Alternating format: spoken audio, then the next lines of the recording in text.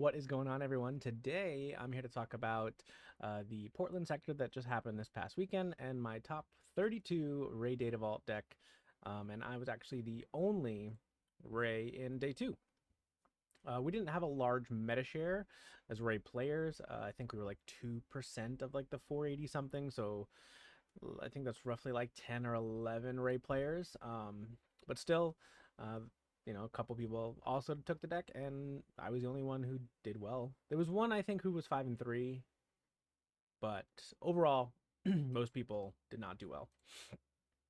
So showing up to the event on Friday, this is what I had packed. That's the list. So that's what I packed. I packed about 40 cards that could also go in Ray. And after I landed, I took a nap. I walked around, got some snacks for the next day, and then sat down at the desk in the hotel room and laid out the deck and decided I wanted to make some changes. I tested some other things prior to the event. I won a store showdown and had gone undefeated at a local, and then had another local where I had a couple draws, which is not what I wanted to happen in Portland.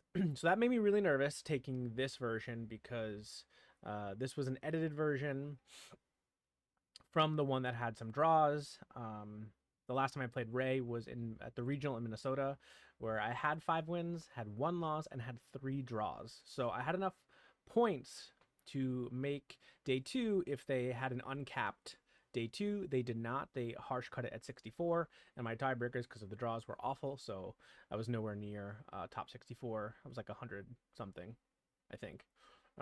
Either way, nowhere near top 64. So having draws at a local, really not where I wanted to be.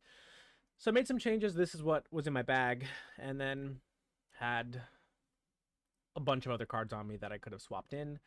And then I started messaging a bunch of people on McClunky, chatting in our Discord, basically trying to get validation for some of the changes that I wanted to make and some of the things I wanted to go back to.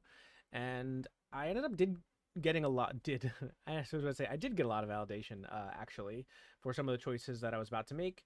And then this is what I registered. So some of the big changes here were completely cutting Alliance Dispatcher, which I had previously been a pretty big fan of, but I really wanted to go back to Gungi or Gungi. Not actually sure what's the correct pronunciation. I always say Gungi. Because it's really good into Cad Bane. Any version, but really annoying for the weenie version. Typically they go one, like I pass, they play one drop, I play a guy, they play another guy, and then it dies. But with Gungi, or R2D2, I can get around that Tarkin Town for the first turn. So I wanted another option for that. I'm also playing Luminous Beings, as you can see, which does require 3 force units in my discard to get full value. So I did want to play a handful of early force units that could end up in the discard, and then eventually a Luke or a Kelleran ends up there, and I've got my 3. So putting back in this card, which I was playing, allows me to have a good density of force units, not only for that, but also for Owen to honestly draw me some more cards.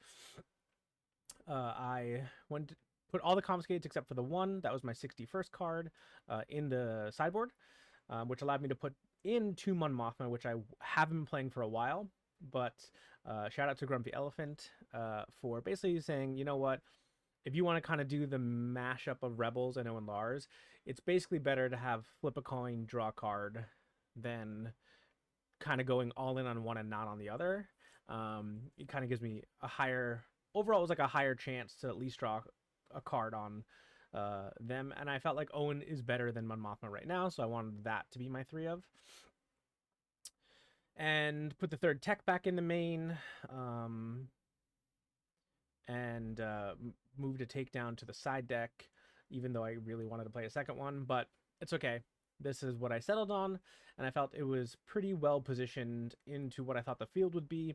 I knew Hantu Blue, those Blue Force X would still be a bit of a struggle, so that's why I was still siding the 3 Torrenta techs. Yeah, so if you look at the sideboard, the Perilous, I figured would be for a lot of Han 1s. I don't particularly struggle into that deck anyway, but I wanted to have something to bring in. It's also just good against space aggro and random things, exhausting unit, giving it -2, saves a bunch of damage. Takedown, honestly, mostly for Churret. If I struggle into the blue force decks with this deck, it is literally because of Churret. Has almost nothing to do with anything else in the deck. This deck just takes forever to kill Churret unless you have a really big Akbar play. So that was kind of a big thing I realized I needed. Was some answer to Churret. It was either going to be Takedown or Protect the Pod, which I was fooling around with, but ended up on Takedown as just kind of a lower floor for the deck, but just more consistent. Protect the Pod with stuff like Bright Hope and all these like big booty units can actually do a lot more, but it's okay. Takedown was great. Then the event starts, and this was what I played on day 1. So round 1, not what I want to sit across from round 1, honestly. Palp Colossus is not the easiest matchup for Ray. It's not a winnable with this version specifically. I think depending on what you're playing, it can be kind of hard. But because I'm running timely reinforcements and Illuminous Beings to close out these super late game situations, that's basically what happened. Game 1, I was able to put a lot of pressure on early, get a timely, the tokens won the game. Game 2, I was able to clear a Snoke. Didn't have as much pressure early. He was able to kind of keep me at bay, except I was able to timely after clearing the Snoke, and then get about five or six tokens, and then on the next turn play Luminous Beings and buff the tokens, and his only real answer was Devastator. So he devastated 1 token. I was able to clear the Devastator with a token and the 2 weenie tokens, and then hit base for 8, and I had some ground presence, and it was just way too much. That is the reason that kind of package is in there. The Timely and the Luminous is similar to what people were playing when John Tata topped Unity of Purpose, except this is cheaper. Unity has a way higher floor, right? It can buff your whole board and create more situations than the +12 you can get from Luminous, but +12 is really all you need. So I didn't feel like I needed this expensive card, because again, most of the time, if you're unfamiliar kind of how to play that card, Unity of Purpose in Ray, you're never holding it in your hand. It's almost always actually being smuggled out of tech. So therefore you're paying 10 for it. Luminous is a similar purpose when I run it, but you pay 8. So it actually curves into what's the Ewing reinforcements. So if I can Ewing and hit like Village Protector Tech in a 1-drop, and I do have a lot of pressure, let's say they haven't cleared my board completely or whatever, and the tech is able to live, and I have maybe Ray still on the board, maybe something else, and I was able to kind of get into those early game force units, Yaddle and Gunji and an Obi-Wan, and then I can actually play smuggle out the Luminous on curve with the Ewing play. So that was kind of my theory on running it, and it did win me a handful of games. So I can't say it was bad. It was not. It's never going to be this auto win thing. There's going to be games and matchups where it's not great, but it was literally in the deck for these Palp decks and really card control decks that have a hard time dealing with these floods of units, which is why this deck can do really well into those decks. You've got Kellerin now, Ewing's always been good, and now, couple out copies of Timely. So anytime they hit you with Super Laser Blast, you're able to reflood the board. They're never going to be able to Avenger lock you, and it's always going to be a struggle. So what I have to say about the Palp matchup, and any Palp matchup really, especially blue. Boba Data Vault was the next round. Again, pretty favorable matchup. I was really surprised I didn't 2-0 this one, and I feel like my opponent would agree. I had such a commanding lead in the second game after winning game 1 pretty handily, but I just couldn't find a Luke or a top end, and all of a sudden he was able to refill the Space Arena and get a Devastator out and just close it out. And then game 3 was a little closer than game 1, but still I was pretty firmly in control for most of it. So that is kind of how that matchup should go. It's not overall that difficult with all the restore Ray has now, with Owen, Moisture, Yaddle, her leader. Like there's so much, and they all have high HP. You're able to distribute the indirect really nicely. In the games 2s and 3s, you get now these big whales that have really annoying HP stats for Boba to get through. So if it's a matchup that feels pretty good. Round 3 is against a guy whose tag is Holy Gamer, Obi Red Force, which is basically, I think if I were to see this deck and not actually sit across from it, I would call it bad Hantu Green. But having played against it, it was actually really annoying. I think the experience token that Obi gives out to these green units, especially in some of the red ones as well, and the ability to interact way better with the Yoda unit because you're a leader also triggers it, kind of makes the deck a bit of a menace if it gets going, more than Hantu, cheating out some of this stuff early. And I was able to get there 2-0. And it was mostly because of tech. The games were pretty grindy overall, but the advantage that I was able to get from tech sitting behind a Sentinel all too often was just way too much in both games. Round 4, another matchup I consider pretty favorable was Han 1 Green. I don't remember a lot of this one, if I'm being honest, because I think it was over pretty fast. I was able to kind of play through the resupplies, match the resupply. My opponent didn't hit Enfys as their first 7, which is typically one of the harder ones to get through. And yeah, if they're not able to really clear your board, by the time you're also getting a 7, it's really hard for them. Yeah. There's some lines that can make it tough for Ray, but overall I feel pretty good into this one. Then the next one was streamed. That was into Bobby, who ended up winning the event. A huge shout out to him. He's been on a tear lately, and I knew this was deck he was probably going to play after winning with Cad Tarkentown in Connecticut. We had talked before top 8, and this was a deck that he was really considering playing for that event even. So I knew it was on the menu for him, so not surprised to see him on Palp Yellow. I do feel like this is a decent matchup for Ray, better than what I was on at the time, which was Yoda Red Force. But if you watch the stream back, you'll see maybe it was turn 4-ish where Bobby bazines my Ewing out of my hand. And that was the only top end I drew for the entire game. I never got to resource a piece of top end. I literally just didn't see any. So while I was putting a lot of pressure, I think at the end he was at maybe 24 HP before he like really stabilized and ran away with the game. I do think that game 1 with a single Luke or a second Ewing, Kellerin, kind of anything, maybe could have turned that game in my favor and forced a game 3, because game 2 I got absolutely shit on. The deck becomes a bit of a menace when he's able to double ramp, and I'm pretty sure if my memory serves me, he did double ramp in game 2. But game 1, definitely I feel like I should have won. Just the entirety of my top end was at the bottom of my deck. I think I drew home 1 like the final turn, but needed that way sooner. I mean, we had so many resources in that first game. Then I played Cadweenies, which I felt pretty confident into, and this game kind of confirmed that for me. I was like, oh, cool, this was as I thought it might go. Open Gungi, they can't deal with it. They have to Tarkentown it. It still kills a unit.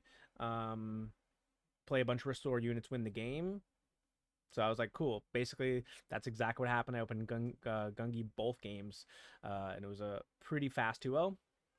Then I played Hantu Blue Force. This was kind of my winning in, and I was very nervous. It's a tough matchup. It's not nearly as unwinnable as it was when Force Throw was around. Your Ray, more often than not, does get to flip, and that's sometimes a big turning point.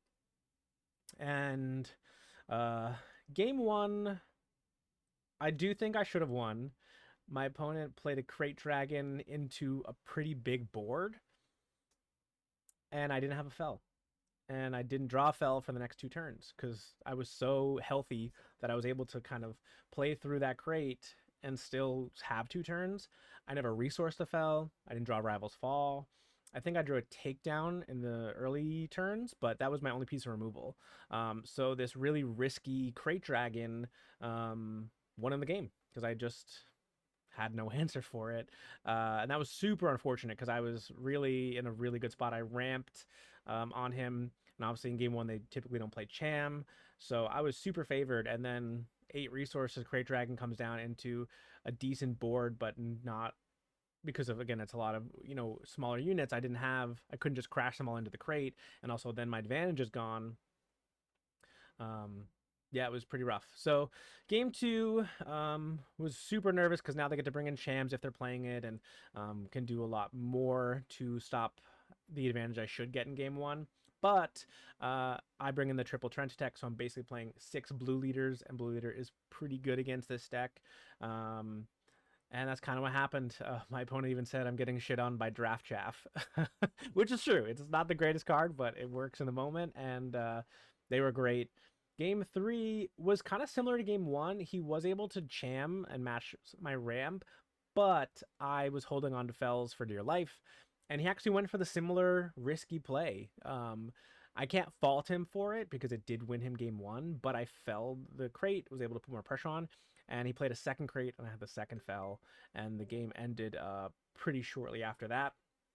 But I had full confidence in him. He was super down, but I was like, look, you played super well. If anyone's going to get to day 2, it'll be you. Sure enough, they did, so huge props to them. Next round, I played Cad Weenies, and I was, again, flying high, feeling good about this deck. I opened Gungi game 1, but my opponent took lines that were very different than the Cad I played in round 6, and really played around everything super well. There's a reason they made top 4 with this deck, and yeah, it really opened my eyes to, oh, maybe this is a lot harder than I thought, even if I have my best opening. And I wish I would have side decked for Cad. Because I really didn't have anything to bring in outside of like a takedown and some Periluses that are only okay. Yeah, I had no real answers in my side deck to help. But even then, made day 2 with the 2 losses.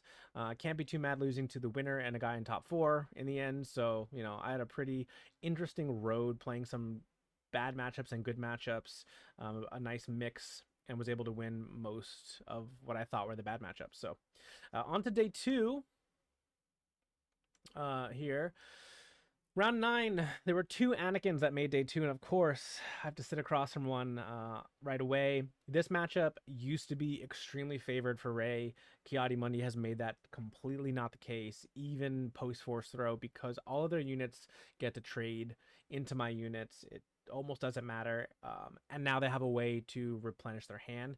Typically, we're trading back and forth, and eventually the U-Wings and the home ones and the green stuff just would run away with the game previously, because they had no way to refill their hand. They're not playing text like me. And as long as I could deal with like that Crate Dragon if they were running it, it was like super easy. Hold the Rival's Fall for Anakin, you win the game. It's just not the case anymore. Anakin unit as well now, having a really crazy 6 resource play, even if you don't play it on curve, for late game, because they're typically able to get that villainy card in the discard against me because I don't end the game fast enough. This was very hard. I think this was similar to the Han 2 matchup from day 1, where I felt pretty good game 1 given how it was going. I think I ramped again, but just wasn't able to close it out. Game 2, the Trent attacks played a huge part in why I won. And game 3, it was just kind of a blowout. I tried to get back in the game as much as I could, but there was really very little I could do with the units just punching up constantly. So it was really unfortunate that out of 61 players, I played what I consider one of the worst matchups for me. And there's only 2 of them, so a bit of a bummer. And obviously the other one made the finals, so yeah, deck's not gone. Bummer for me. Then I ran to Poe Data Vault, similar but even worse for them than like a Boba Data Vault. It's just not hard. Stick a bunch of Restore on the ground. If they try to answer it, then I'm fine, because like they're not ignoring me in space, and if they, I just opened really well. Honestly, game one there was almost nothing my opponent could do. Game two was even worse for them. Honestly, this was my fastest win of the day, which allowed me to check out of my hotel room on time. Um, that's all I'll say about this. It was a very awkward interaction between me and the opponent. For some reason, yeah, they were just all business, and that's fine. I was trying to have a good time. We were both essentially knocked out of the main event, so it was just we were playing for points at that point, and yeah, they made it really uncomfortable. Um, and then I went into Cadwini's again, and I was like, all right, I guess this is a hard matchup. And yeah, my opponent played, I would say, just as well as the guy on day one. I had a bit more of an opening in these games. I felt like I didn't open, if I remember correctly, I didn't really open the Gungi in either game, but I was able to have a double one drop, so I wasn't like fully out of it. But he played hard control against me and just kind of cleared everything that said restore. Drew the four llams on curve. Had similar lines that I now know are like really hard for Ray. So definitely gonna have to prepare some more for this one if I want to do better the next time and do better than top 32.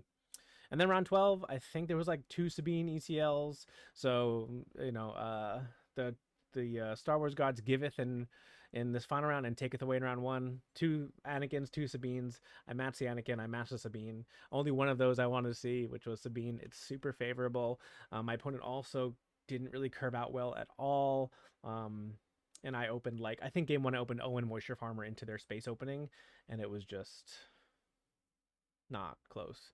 Game 2, similar stories. I think I opened Gungi in this one, which means they have to their units aren't long for this world. Gungi's gonna 2 or 3 for 1 them unless they have a fleet lieutenant with Battlefield Marine, and then they've got to waste the fleet lieutenant. It's a whole dance that they don't really want to be doing. Yeah, so unfortunate for them, they drew really poorly in that second game especially. But yeah, it's an uphill battle regardless. And that was the event. So I went 8-4, finished 31st thanks to that final round win. So snuck into the top 32, got 25 more points. So you'd think a second place, third place, and a top 32 at a sector would qualify you for Worlds. It does not. So that I think I've got was at 35. I got 85 points now because second place for some reason isn't 50. It's 35. So I don't understand why second place is not half of first place at a PQ, but I've said my piece about it to FFG in an email because I think it's ridiculous, but and I'm pretty sure most of the community thinks it's ridiculous. So anyway, still not qualified for Galactics next year, but I'm not really worried about getting the last 15 points. It is what it is. I had a great time in Portland. Had a great time with everyone.